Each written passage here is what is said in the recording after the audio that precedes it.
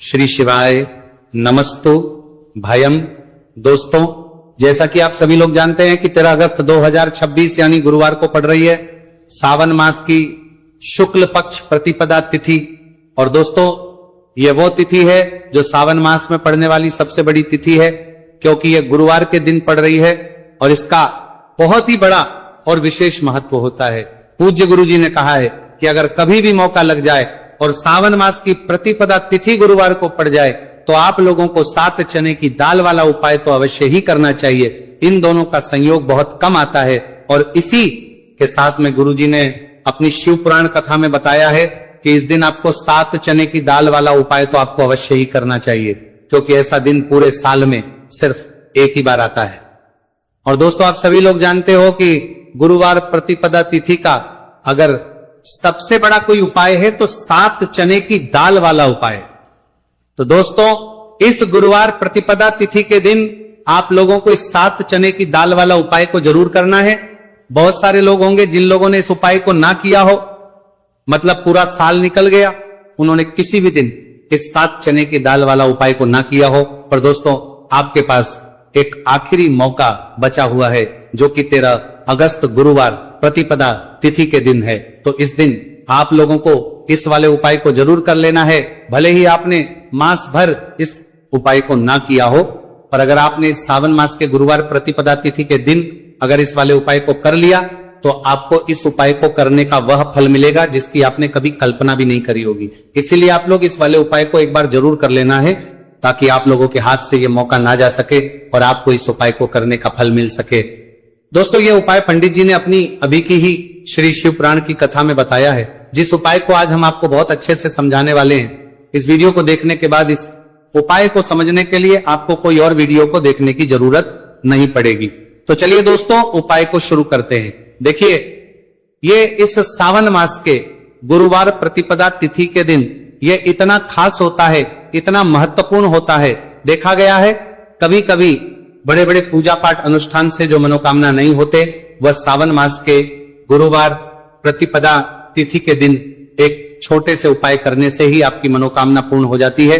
और बहुत सारे लोगों ने इस उपाय को किया भी है और उनको इस उपाय को करने का फल भी जरूर मिला है।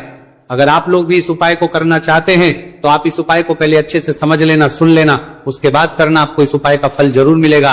और इस उपाय को कर लेने से आपके घर में चाहे किसी भी प्रकार की समस्या क्यों ना चल रही हो, आपको उसका कारण भी नहीं पता है कि भाई ये समस्या किस कारण से चल रही है। उसका कुछ भी कारण हो सकता है, जैसे पितृदोष हो सकता है या किसी भी तरह का मंगल दोष भी हो सकता है।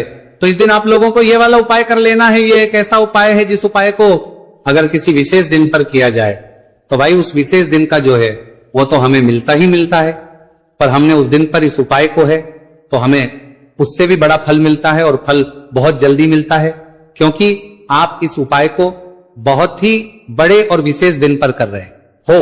तो चलिए अब उपाय के बारे में बात करते हैं, लेकिन उससे पहले आप लोगों को यह जानना आवश्यक है कि आखिर ये उपाय किस समय करना है, किसको करना है और कैसे करना है। तो चलिए हम आगे आपको वीडियो में एक एक करके बता देते हैं। लेकिन उससे पहले अगर आप लोग हमारे चैनल पर पहली बार आए हैं या फिर मेरी आवाज आज पहली बार सुन रहे हैं तो हमारे चैनल को सब्सक्राइब जरूर कर लेना और इस वीडियो को लाइक करके कमेंट बॉक्स में श्री शिवाय नमस्तु भयम ओम नमः शिवाय जरूर टाइप कर देना। तो दोस्तों, इस 7 चने की दाल वाला उपाय को हमें इस गुरुवार प्रतिपदा तिथि के दिन कैसे करना है, किसको करना है, किस समय करना है और कहां पर करना है, ये सारे सवालों के जवाब आपको इस वीडियो में मिल जाएंगे।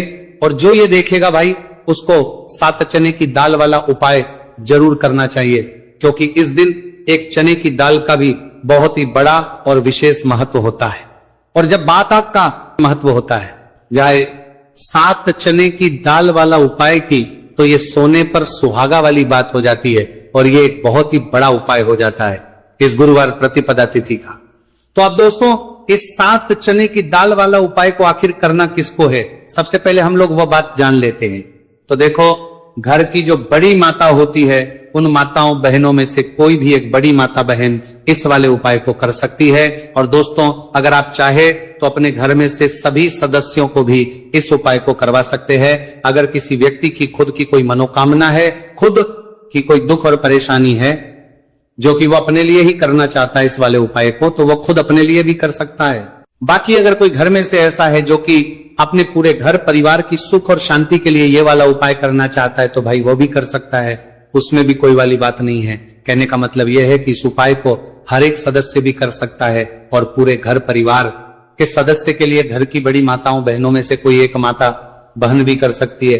माताएं बहनें अगर घर में उपस्थित ना हो या वह ये वाला उपाय ना कर पा रही हो, तो फिर घर का कोई बड़ा सदस्य भी इस 7 चने की दाल वाला उपाय को कर सकता है, चाहे फिर वो पुरुष ही क्यों ना हो, उसमें कोई भी दिक्कत वाली बात नहीं है।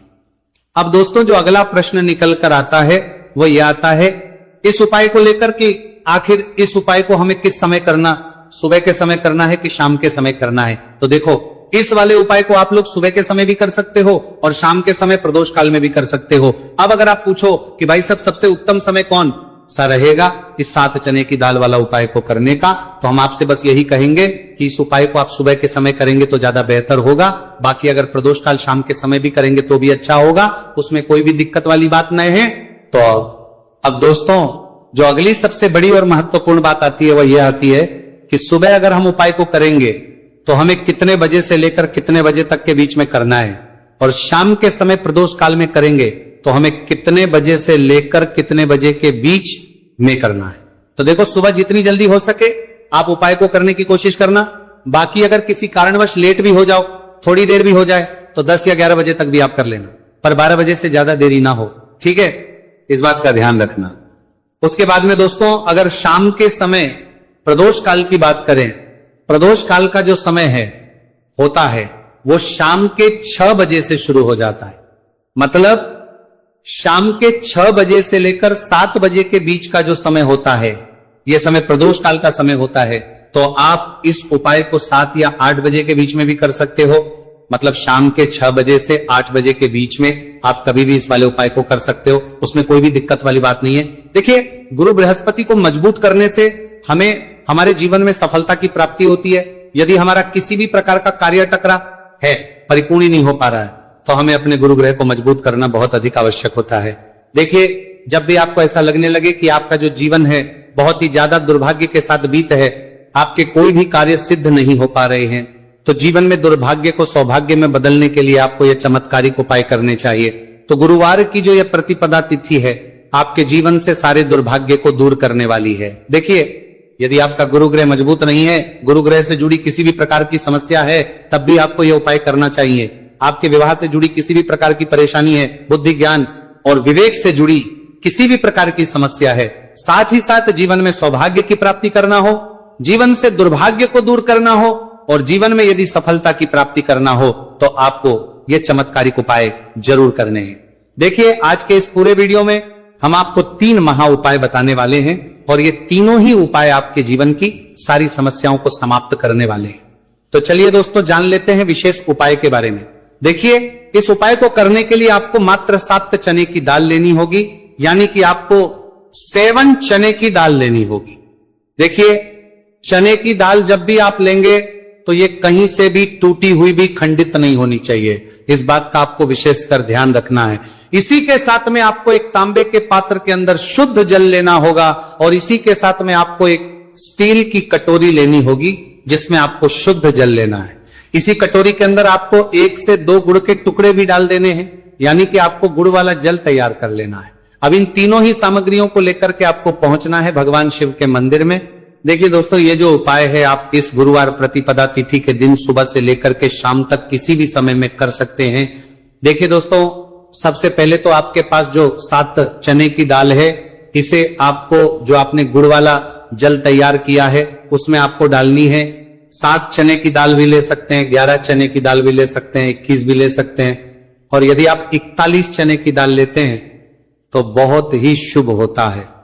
तो आपके पास जितनी भी चने की दाल है सबसे पहले तो आपको उसे गुड़ वाले जल के अंदर डाल देनी है।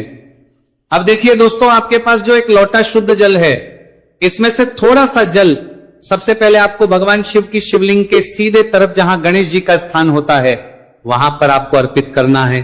फिर थोड़ा सा जल श्री कार्तिकेय जी वाले स्थान पर अर्पित करना है। फिर आपको थोड़ा सा जल माता अशोक सुंदरी वाले स्थान पर अर्पित करना है। फिर आपको थोड़ा सा जल माता पार्वती के हस्तकमल यानी कि कटी वाले भाग पर अर्पित करना है और अंत में आपको थोड़ा सा जल भगवान शिव के शिवलिंग पर भी अर्पित कर देना है और उस पात्र के अंदर आपको थोड़ा सा जल और शेष बचा लेना है, यानी कि पांचों ही स्थान पर थोड़ा थोड़ा जल अर्पित करने के बाद अंत में शेष जल और उस पात्र के अंदर आपको बचा लेना है। अब आपको बृहस्पति ईश्वर महादेव का स्मरण करना है और आपके पास जो चने की दाल है इसे आपको अपने सीधे हाथ में रखनी है। देखिए गुरुवार का दिन है, इसीलिए आपको ओम मतरा नमो भगवते वासुदेवाय इस मंत्र का जाप भी करना है।